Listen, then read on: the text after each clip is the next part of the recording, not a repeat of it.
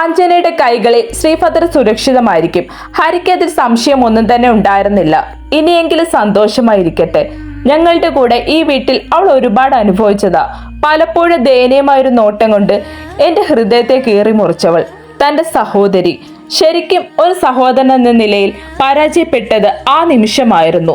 സ്വന്തം പെങ്ങൾ ചെറുപ്രായത്തിൽ തന്നെ സ്വന്തം വീട്ടിൽ അടുക്കള ജോലിയും ചെയ്ത് കഷ്ടപ്പെടുന്നതും ചെറിയമ്മമാര് കാരണമില്ലാതെ തല്ലുമ്പോഴും ഹൃദയം കല്ലാക്കി വെച്ചിട്ടേ ഉള്ളൂ. ഒരു പ്രാവശ്യം പോലും അവളെ മനസ്സിലാക്കാൻ ശ്രമിച്ചിട്ടില്ല. ഹരിക്ക് സ്വയം പുച്ഛം തോന്നി.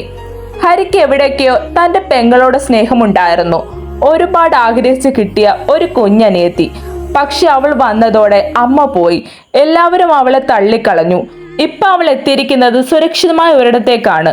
അവനിൽ നിന്ന് അവളെ വേർപിരിക്കുക എന്നത് അസാധ്യമാണ്. ഇന്ന് നടന്ന ടെൻഡർ മീറ്റിംഗിൽ തന്നെ അവളുടെ പേര് പറയവേ അവന്റെ മുഖത്തെ തെളിച്ചം ഹരിയിൽ സന്തോഷം നിറച്ചു.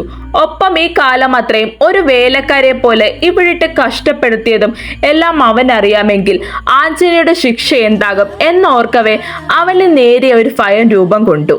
തന്റെ പെങ്ങളെ ഇത്രയും നാൾ മാറ്റി നിർത്തിയത് തെറ്റായി പോയോ എന്നൊരു തോന്നൽ അവനിൽ ഉടലെടുത്തു.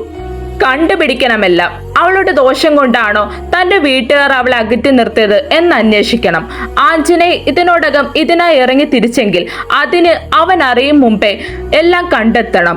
അമ്മയുടെ മരണവും സ്ത്രീയെ മാറ്റി നിർത്തിയതുമെല്ലാം വ്യക്തമായ ഒരു കാരണമുണ്ടാകും. ഇതിൻ്റെ ഇടയിൽ എന്തൊക്കെയോ നടന്നിട്ടുണ്ട്. ഇതിൻ്റെ ഇടയിൽ എന്തൊക്കെയോ പൊരുത്തക്കേടുകൾ കാണുന്ന പോലെ. സത്യങ്ങൾ തിരിച്ചറിയണം. ഇതുവരെ ഒരു സഹോദരൻ എന്ന രീതിയിൽ അവൾക്കായി ഒന്നും തന്നെ ചെയ്തു കൊടുത്തിട്ടില്ല.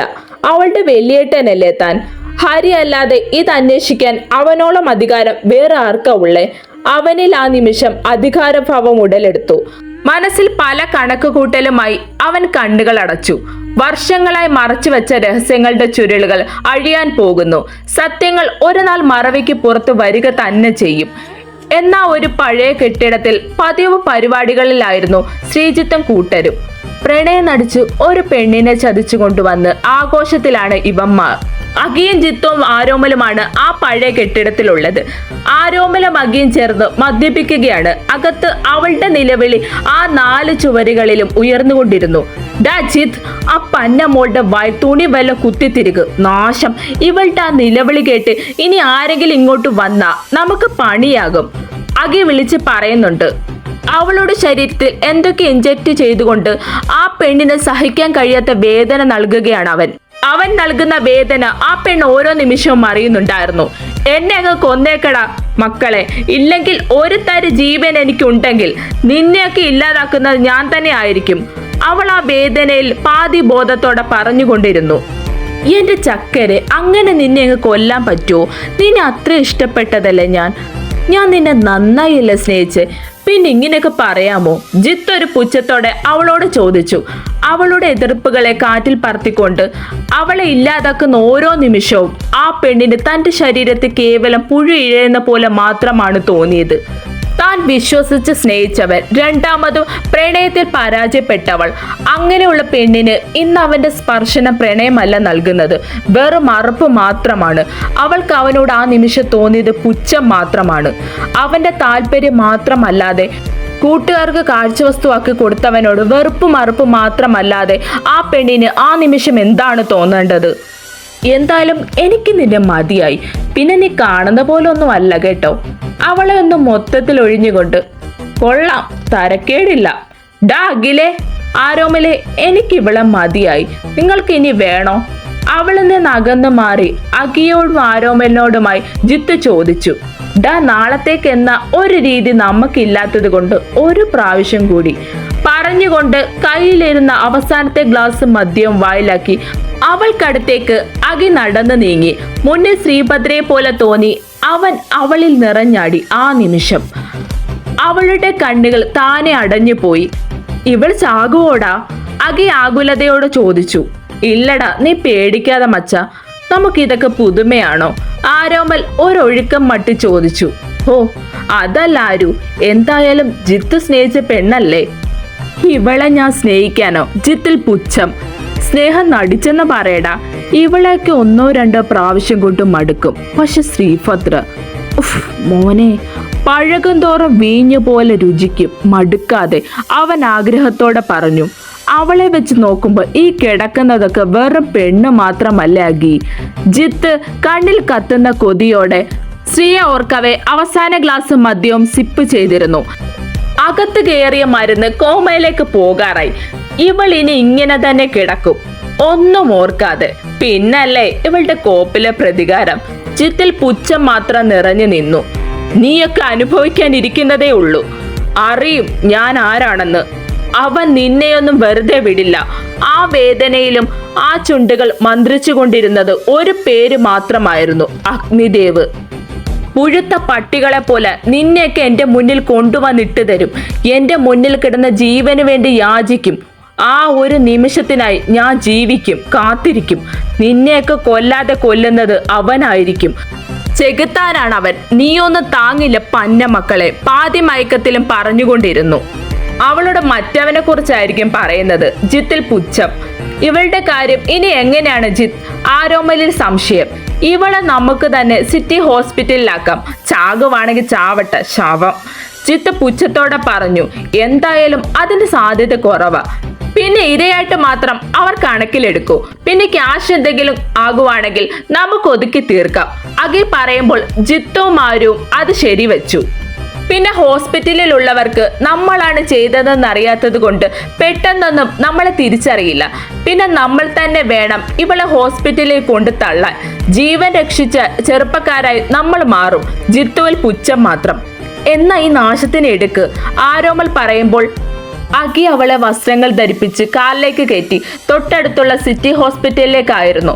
പക്ഷെ ഇതെല്ലാം ഒരാൾ അറിയുന്നുണ്ടായിരുന്നു. അത് കൃത്യമായി ഫോണിൽ പകർത്തുന്നുണ്ടായിരുന്നു. വീണ്ടും വീണ്ടും നീ തെറ്റിലേക്ക് തന്നെ പോയിക്കൊണ്ടിരിക്കുകയാണ് ജിത്ത്. നിനക്ക് മാപ്പില്ല. നിയമത്തിന് പോലെ നിങ്ങളെ മൂന്നിനെ ഇട്ടുകൊടുക്കാതെ തീർക്കും. അഗ്നി മാത്രമല്ല, ആഞ്ജനയും. പക്ഷേ വ്യത്യാസം ഇപ്പൊ ഒന്ന് മാത്രം. പകയിൽ ഇന്ന് മുന്നിൽ നിൽക്കുന്നത് അഗ്നിയാണ്. കാരണം അവന്റെ വീട്ടുകാരെ തന്നെയാണ് ജിത്ത് ഇന്ന് തൊട്ട് കളിച്ചത്. പക്ഷെ നിന്നെയൊക്കെ ഇല്ലാതാക്കുന്നത് അവളായിരിക്കും. നീയൊക്കെ ഇല്ലാതാക്കിയ ആരാധ്യ. അവളിൽ അവസാന നിമിഷം ഞാൻ കണ്ടത് ഭയമല്ല, മറിച്ച് നിന്നെയൊക്കെ ഇല്ലാതാക്കാനുള്ള ദേഷ്യമാണ്. ഞാൻ ഒരുപാട് വൈകിപ്പോയി. ഇല്ലായിരുന്നെങ്കിൽ അവൾക്ക് ഈ അവസ്ഥ വരില്ലായിരുന്നു. അഗ്നി അറിയണം. പക്ഷെ എങ്ങനെ അറിഞ്ഞാൽ? ഇവന്റെ ഒന്നും നാശം കാണാതെ അടങ്ങില്ല അഗ്നി. ഇവന്റെ ഒന്നും വീട്ടിൽ കൊള്ളി വെക്കാൻ പോലും കൊടുക്കില്ല അവൻ. അയാൾ കാര്യം ആദ്യം അറിയിക്കണം എന്ന തോന്നലിൽ ഒടുവിൽ അഗ്നിയെ തന്നെ വിളിച്ചു.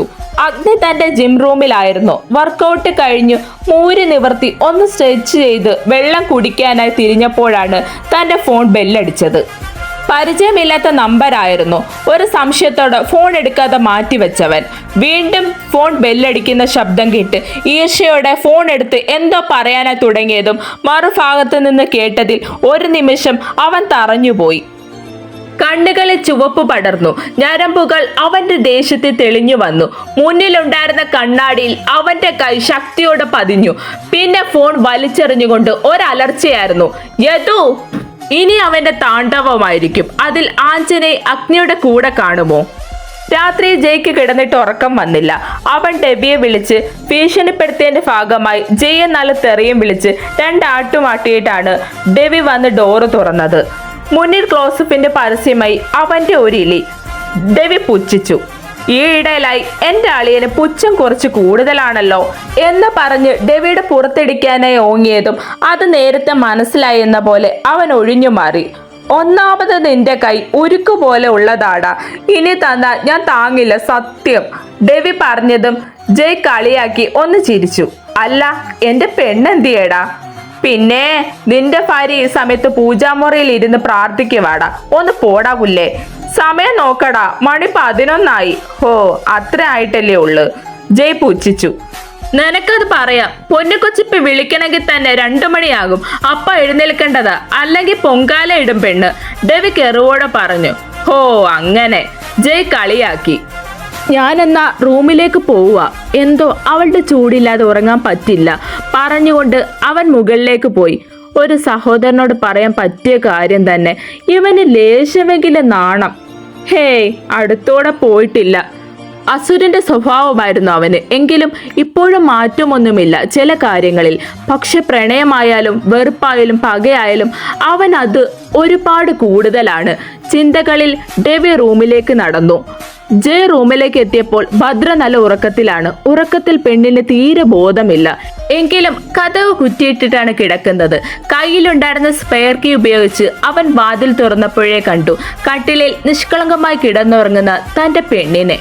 ഒരു ബെന്യനും 3/4 പാൻറ്റുമാണ് അവളുടെ വേഷം. ഇടുപ്പിൽ നിന്ന് ബെന്യൻ പെണ്ണ് പൊക്കി മുകളിലേക്ക് കയറ്റുന്നുണ്ട്. അവൻ ആദ്യം കത്തിയില്ലെങ്കിലും പിന്നെ കാര്യം മനസ്സിലായി. പെണ്ണ് AC ഇട്ടിട്ടില്ല, ഫാൻ ഇട്ടിട്ടുണ്ട്. ചൂടെടുക്കുന്നത് കൊണ്ടാണ് അവൾ ഇങ്ങനെ പൊക്കി വെക്കുന്നത്. അത് മാത്രമല്ല, തൻ്റെ ചൂടില്ലാതെ അവൾക്ക് ഉറങ്ങാനും പറ്റില്ലായിരുന്നു.